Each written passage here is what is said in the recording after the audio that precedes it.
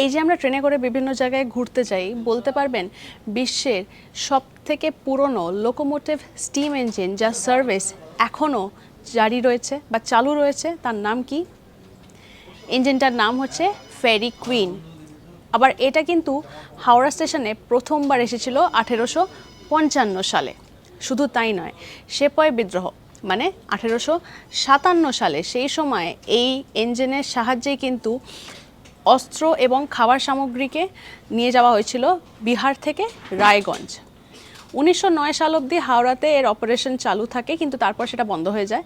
কিন্তু এখনও সেটি চালু রয়েছে এবং গিনেস বুক অফ ওয়ার্ল্ড রেকর্ডসেও এর উল্লেখ আমরা পাবো, কারণ এটাই হচ্ছে ভারতের সবথেকে পুরনো লোকোমোটিভ স্টিম ইঞ্জিন যেটা এখনও সার্ভিস দিয়ে চলেছে। এইরকম নানা আপডেটসের জন্য চোখ রাখুন আজ তাক বাংলার ইউটিউব চ্যানেলে। সাবস্ক্রাইব করতে ভুলবেন না।